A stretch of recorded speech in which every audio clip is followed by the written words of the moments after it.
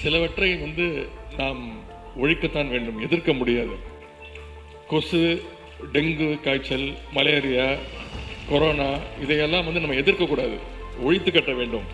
அப்படிதான் இந்த சனாதனம். ये मानना है डीएमके के नेता, तमिलनाडु के युवा कल्याण और खेल विकास मंत्री और तमिलनाडु के मुख्यमंत्री एम.के. स्टालिन के बेटे उदयनिधि स्टालिन का। क्या आप इस बयान का मतलब समझते हैं? चलिए मैं बताती हूँ। दरअसल उदयनिधि स्टालिन कहना चाहते हैं कि कुछ चीजों का विरोध नहीं किया जा सकता, उन्हें खत्म किया जाना चाहिए। हम डेंगू, मच्छर, मलेरिया या कोरोना का विरोध नहीं कर सकते, हमें इन्हें खत्म करना होगा। उसी प्रकार हमें सनातन का विरोध नहीं बल्कि उसे मिटाना है।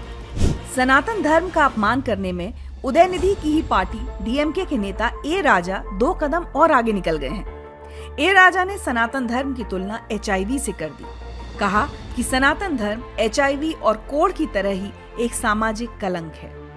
नमस्कार, मैं हूँ रुचा अनिरुद्ध और आप देख रहे हैं रियल स्टोरी।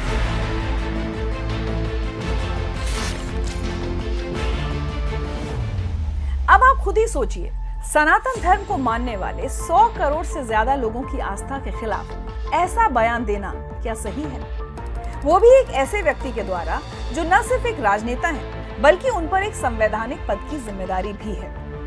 तमिलनाडु सरकार में खेल एवं युवा कल्याण मामलों के मंत्री उदयनिधि स्टालिन देश के युवाओं को क्या सिखा रहे हैं कि सनातन धर्म को खत्म कर देना चाहिए। हद तो ये है कि उदयनिधि स्टालिन के बयान पर उनके मुख्यमंत्री पिता एम.के. स्टालिन मौन है। स्टालिन सरकार के minister for Hindu religious and charitable endowments P K. Sekar Babu की मौजूदगी में उदयनिधि स्टालिन ने सनातन धर्म के खिलाफ जहर उगला है। क्या इससे ये साबित नहीं होता कि सिर्फ उदयनिधि स्टालिन ही नहीं बल्कि उनके मुख्यमंत्री पिता एम.के. स्टालिन, उनकी पार्टी डीएमके के साथ साथ तमिलनाडु की सरकार भी सनातन विरोधी है? उदयनिधि स्टालिन ने साफ शब्दों में कहा कि वी हैव टू इरेडिकेट सनातन। अब यहाँ इरेडिकेट का क्या मतलब है? चलिए डिक्शनरी में देख लेते हैं। इरेडिकेट के लिए अंग्रेजी में दूसरे शब्द हैं डिस्ट्रॉय, रूट आउट, अबॉलिश। और इरेडिकेट शब्द का हिंदी में अर्थ है पूर्ण रूप से नाश कर देना, जड़ से मिटा देना। हैरान करने वाली बात यह है कि उदयनिधि स्टालिन को अपने किए और कहे पर जरा भी पछतावा नहीं है। पहले बयान से सनातन धर्म के विनाश की बात की और फिर ट्वीट कर सनातन धर्म पर और चोट की। उन्होंने लिखा, ब्रिंग इट ऑन, मैं किसी भी कानूनी चुनौती का सामना करने के लिए तैयार हूँ। हम ऐसी भगवा धमकियों से डरने वाले नहीं हैं। हम पेरियार, अन्ना और कालिंगेर के मानने वाले हैं। हमारे माननीय मुख्यमंत्री के कुशल मार्गदर्शन में सामाजिक न्याय को बनाए रखने और एक समतावादी समाज की स्थापना के लिए हमेशा लड़ते रहेंगे। मैं आज, कल और हमेशा यही कहूंगा, द्रविड़ भूमि से सनातन धर्म को रोकने का हमारा संकल्प रत्ती भर भी कम नहीं होगा। अब ये सवाल तो आपके मन में भी होगा कि सनातन धर्म के खिलाफ ऐसी खतरनाक नियत क्या दंडनीय अपराध नहीं है? इस सवाल का जवाब है कि धार्मिक भावनाओं को आहत करना अपराध है। कैसे? मैं आपको बताती हूँ। फ्रांस की राजधानी पेरिस में 9 दिसंबर 1948 को यूएन का कन्वेंशन हुआ। कन्वेंशन की थीम थी the prevention and punishment of the crime of genocide. इस पर 39 देशों ने दस्तखत किए। जीनोसाइड कन्वेंशन के अनुच्छेद 2 में जीनोसाइड यानी नरसंहार की परिभाषा बताई गई है।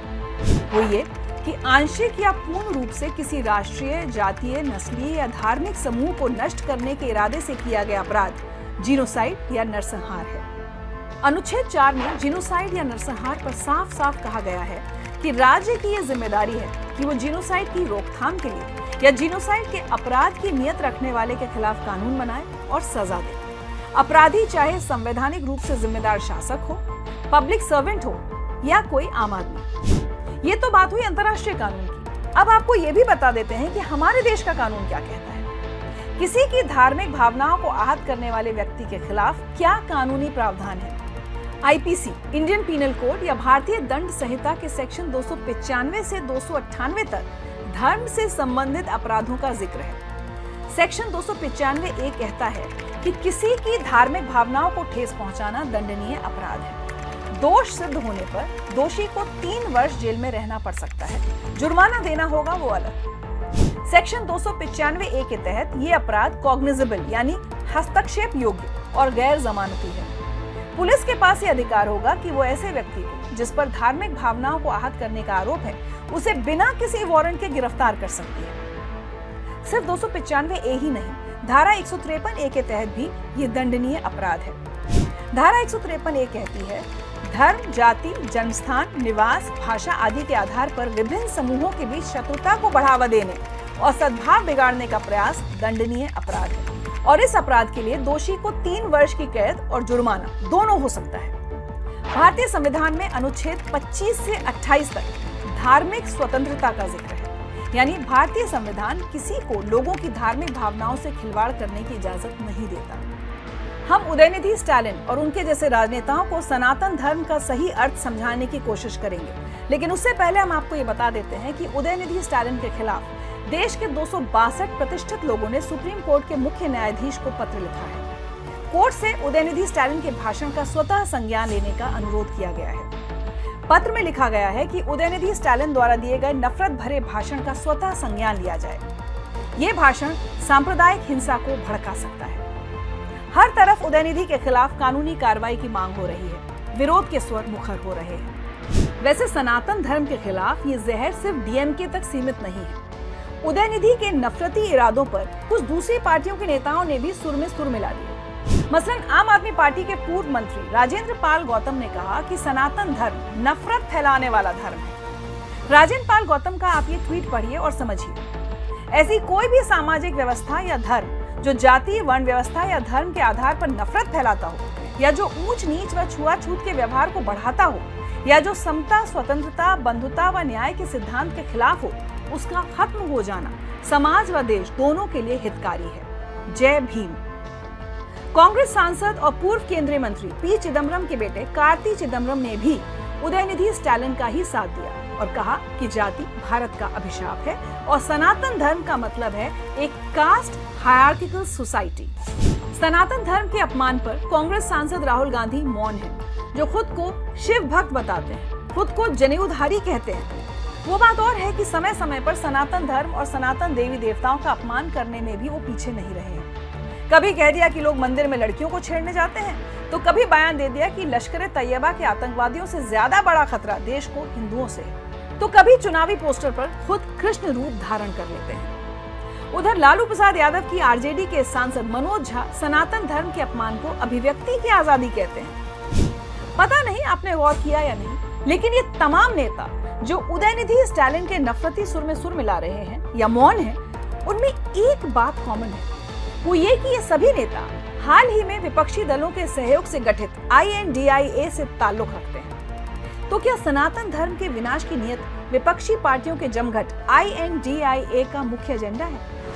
क्या सनातन धर्म के खात्मे के एजेंडे पर विपक्षी गठबंधन साल 2024 की चुनावी जंग लड़ने और जीतने का सपना देख रहा है?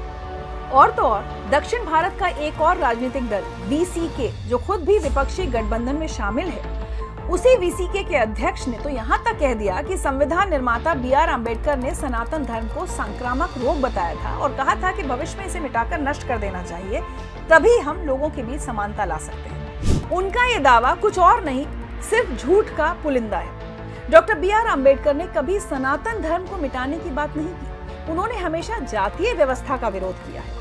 उधर महात्मा गांधी ने साल 1921 में यंग इंडिया में लिखा, मैं अपने को सनातनी हिंदू इसलिए कहता हूँ क्योंकि मैं वेदों, उपनिषदों, पुराणों और हिंदू धर्म ग्रंथों के नाम से प्रचलित सारे साहित्य में विश्वास रखता हूँ और इसीलिए अवतारों और पुनर्जन्म में भी। साल 1909 की बात है, तब गांधी जी लंदन में थे। एक शाम उनकी विनायक दामोदर सावरकर से मुलाकात हुई। सनातन धर्म पर चर्चा हुई। सावरकर ने गांधी जी के सामने सनातन, हिंदू और हिंदुत्व के विषय में कुछ विचार व्यक्त किए। सावरकर के वही विचार गांधी जी ने अपनी किताब हिंद स्वराज में शामिल किए। सावरकर कहते थे कि सनातन ही हिंदुत्व की पहचान है। सावरकर ने हिंदुत्व को परिभाषित किया था। वो कहते थे कि हिंदुत्व के 3 अनिवार्य तत्व हैं, राष्ट्र, नस्ल और संस्कृति। यहाँ सावरकर सनातन सभ्यता को ही हिंदुओं की सभ्यता और संस्कृति मानते थे। सनातन की बात हो तो भला कोई स्वामी विवेकानंद को कैसे भूल सकता है। वर्ष 1893 में शिकागो की धर्म संसद में उन्होंने भारत का प्रतिनिधित्व किया था और सनातनी परंपरा को सामने रखा था। उन्होंने अपने भाषण में कहा था कि मुझे गर्व है कि मैं उस धर्म से हूँ जिसने दुनिया को सहिष्णुता और सार्वभौमिक स्वीकृति का पाठ पढ़ाया है। हम सिर्फ सार्वभौमिक सहिष्णुता पर ही विश्वास नहीं करते, बल्कि हम सभी धर्मों को सत्य के रूप में स्वीकार करते हैं। मैं उस देश से हूँ जिसने सभी धर्मों और सभी देशों के सताए गए लोगों को अपने यहाँ शरण दी।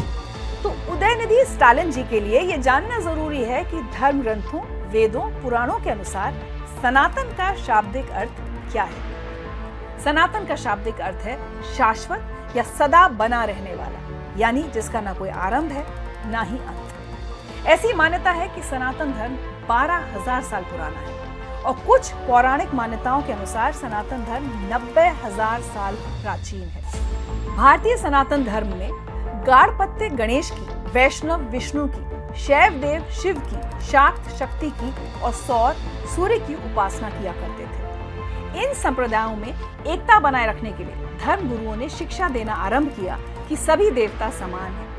विष्णु, शिव और शक्ति और सभी देवी देवता खुद भी एक दूसरे के भक्त हैं। धर्म गुरुओं की शिक्षाओं से सभी संप्रदायों में मेल हुआ और सनातन धर्म की उत्पत्ति हुई। सनातन धर्म में विष्णु, शिव और शक्ति को समान माना गया और तीनों ही संप्रदाय के समर्थक सनातन धर्म को मानने लगे। सनातन धर्म कोई दशक, 2 दशक, सदी, 2 सदी का नहीं है। दुनिया भर में सबसे प्राचीन है। वेदों में पहले वेद ऋग्वेद के 3 अध्याय की 18वीं ऋचा में लिखा है, यह पद सनातन है। समस्त देवता और मनुष्य इसी मार्ग से पैदा हुए हैं तथा प्रगति की है। श्रीमद् भागवत गीता के 2 अध्याय के 24वें श्लोक में श्री कृष्ण अर्जुन से कहते हैं, हे पार्थ, जो छेदा नहीं जाता, जलाया नहीं जाता, जो सूखता नहीं, जो गीला नहीं होता, जो स्थान नहीं बदलता, ऐसे रहस्यमय व सात्विक गुण तो केवल परमात्मा में ही होते हैं। जो सत्ता इन दैवीय गुणों से परिपूर्ण हो वही सनातन कहलाने के योग्य है। भगवान कृष्ण आगे कहते हैं कि जो न तो कभी नया रहा, ना ही कभी पुराना होगा, ना ही इसकी शुरुआत है, ना ही इसका अंत है, अर्थात ईश्वर ही सनातन है। उदयनिधि स्टालिन के बयान पर देश भर में कई सवाल सुलग उठे हैं। क्यों बार बार सनातन धर्म पर ही हमला किया जाता है? क्यों हर बार सनातन को मानने वालों की आस्था पर चोट की जाती है? ऐसा लगता है जैसे कि सनातन धर्म, हिंदू देवी देवताओं के अपमान की कोई रेस चल रही है। तमिलनाडु के मंत्री उदयनिधि स्टालिन के विवादित बयान पर क्या कार्रवाई होगी, ये तो वक्त तय करेगा, लेकिन हम एक बात जरूर कहना चाहेंगे। उदयनिधि स्टालिन जी, आप सिर्फ चुनाव लड़ने वाले राजनेता नहीं हैं, आप जनता के प्रतिनिधि भी हैं। आपको धर्म जैसे मुद्दों पर बहुत ही तोल मोल कर बयान देना चाहिए, क्योंकि धर्म लोगों की आस्था का विषय है और किसी की भी आस्था को चोट पहुंचाना गलत है। उदयनिधि स्टालिन के बयान पर आपकी क्या राय है, आप हमें लिखकर जरूर भेजें और साथ ही हमें बताएं कि ये एपिसोड आपको कैसा लगा। अभी इजाजत दीजिए, जल्द आपसे मुलाकात होगी एक और अहम मुद्दे की रियल स्टोरी के साथ। तब तक अपना ख्याल रखिए।